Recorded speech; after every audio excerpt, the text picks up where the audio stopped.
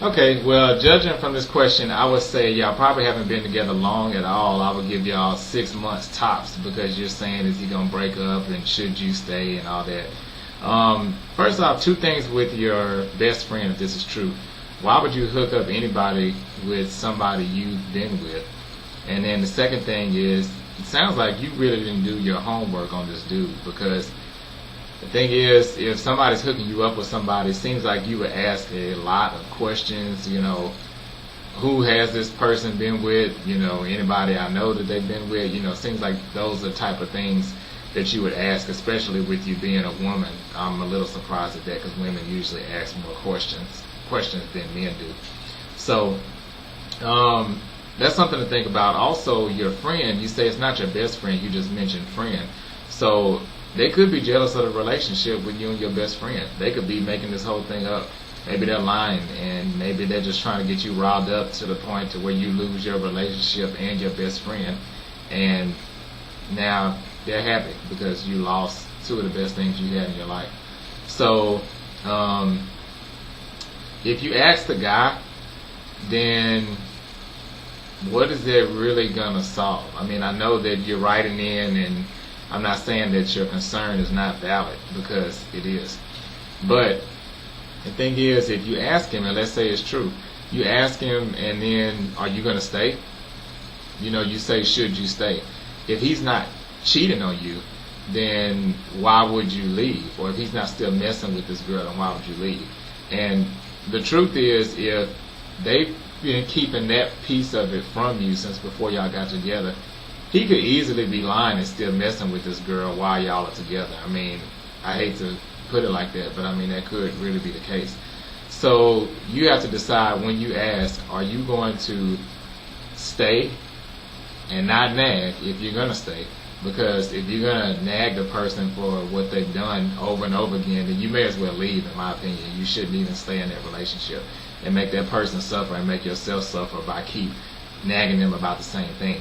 And if you decide to go, is that something that you're willing to do? Again, I think that this is a new relationship. I'm just getting that vibe. So hey, you may not even have too much of a tie here, and you may say, oh well, hey, pull the trigger, it's worth it. Just ask, and however it goes, it goes. But I think that's the kind of mindset you're going to have before you ask this question. And it shouldn't be all directed at your boyfriend. Some of this should be directed at your friend too, your best friend. If you're going to ask one, ask the other. It shouldn't be a one-sided thing.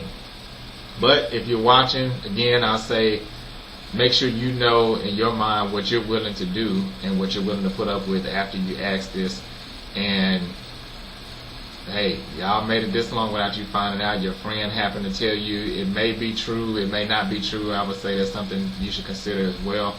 And hope everything works out for you.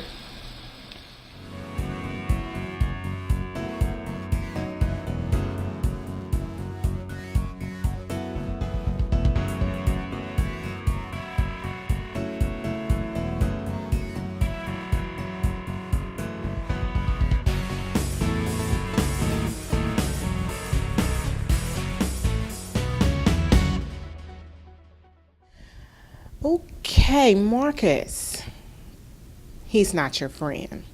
Any person that you've talked to specifically about a specific issue multiple times, and this person does not heed your warnings or respects your requests, is not your friend. Hate to break it to you. He may have some underlying jealousy where he actually, is kind of watching who you date so he can scope out the next round of women that he could possibly date. So my advice to you is please keep this guy at arm's length and keep it moving. So you say cut? I would say keep him at arm's length, not necessarily cut. I think cut would be too drastic, but anyone that doesn't respect your wishes, doesn't have your best interests at heart, so I would say that's a sign that this person really isn't your friend. Okay, so would you say that, I know you said he's over his ex, but, why do you even care?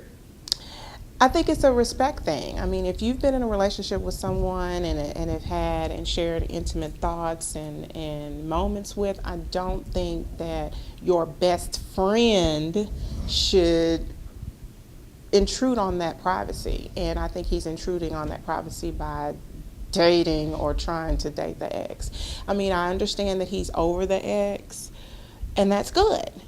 But the best friend needs to not intrude in that realm. I think that's a violation. Okay, so summing it all up, wrapping it up, what's your final word? Keep him at arm's length and don't trust him. He's not your friend.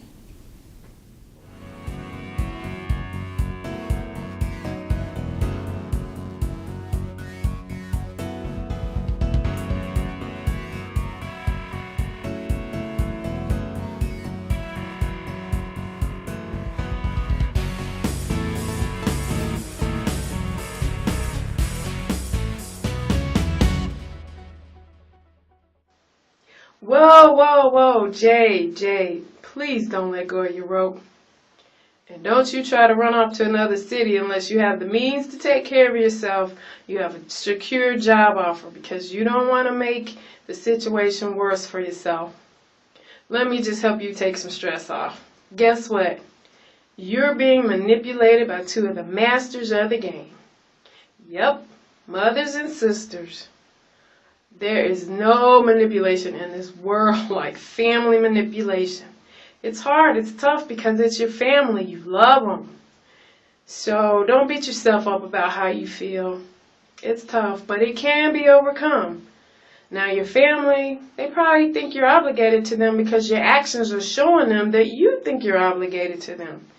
If you want to have that peace that you were talking about, you got to take a deep breath. Put on the BGPs if you have to. And you've got to have a truth and love talk with your mom and your sis. Now, from what you've shared, it sounds like everybody's an adult. Nobody needs a caregiver. Nobody's an invalid. So you don't have to get sucked into that obligation trap. Manipulators always try to pull it. Set yourself free. You can say, hey, mom, sis, I love you. I don't mind running errands for you and taking you around occasionally. At your convenience, of course. But you got to say, I will no longer be available for your every beck and call. And Jade, once you say this, you've got to put it into action and make yourself unavailable to them. Okay? You can't be available. You got to stick to your guns. And it's hard at first.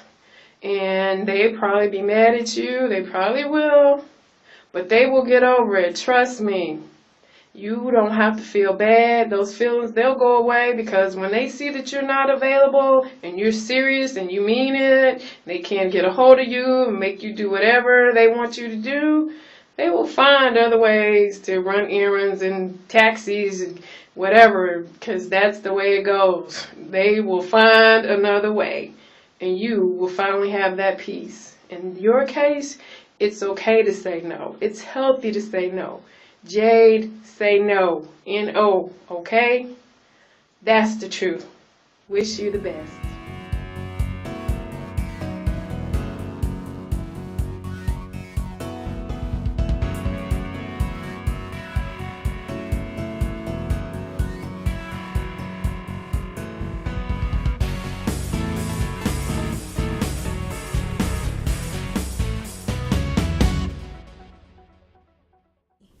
Tracy. Outer beauty comes from within. If you want to see yourself beautiful, you have to first think yourself beautiful. We shouldn't be so caught up in, what we look like on the outside. We should make sure that what's on the inside of us, that beauty, is displayed, because that's what people will see. I also think that maybe you have a few self-esteem issues, or maybe you're just tricking yourself. Sometimes we trick ourselves to think things that are not. If you're just, really gullible to think, oh, I don't want to, be conceited, or I don't want to be seen as vain, then you would say that. I don't know why people think I'm beautiful, why people are saying that I'm beautiful, because I don't feel that way. When in reality, you're beautiful, and it's okay to be confident. It's okay to exude confidence. Just don't do it arrogantly. I would just tell you, just, make sure that what's on the inside of you is what you really know to be true about yourself. That way you'll realize how beautiful you really are on the inside and on the out. Okay, but let's say, for instance, it is low self-esteem. What does she do to, get herself feeling better about who she is and seeing what everybody else sees? Because, she may be pretty on the outside, but because maybe she was told as a child she was ugly, and that has Just carry forward with her. tattooed on her brain. So if you do have self-esteem issues, again, I think that you should take into account of what's in your heart, what's inside of you. Do you think that you're an ugly person? Do you feel like you have ugly thoughts? Maybe you should start with your mind. You change your thoughts, then you change everything about you. Everything comes from, mental. If you want to think yourself beautiful, think good thoughts, think positive thoughts. Because if you hold on to the negative, you'll never move forward to the future. So let go of all those past hurts, all those past insecurities, and, take hold of, hey, if everybody is saying that you're beautiful, you're probably beautiful from the inside out anyway. So just, accept those compliments, say thank you, and move forward with that. Don't hold on to anything that anybody else tells you. You have to first know for yourself before you can accept anything that anybody else tells you. So, girlfriend, you're beautiful. Take hold to it. Okay, so what's one truth you learned in life? Before you can accept anything from anybody else, you have to first know it for yourself. I can't give any advice to anyone if I hadn't already been through, similar situations. So I try not to, take hold to anything negative that anybody tells me. I take hold to all positive. I think positive. I'm very optimistic. If anyone brings anything negative to me, I turn it around. I don't see the glass as half empty. I see it as half full. Good. Final word for Tracy? You're beautiful. Accept it. Don't run away from it. Everybody can't, have those type of compliments as you're beautiful on the outside. You're beautiful. Accept it. Cool. Yeah. I'm done.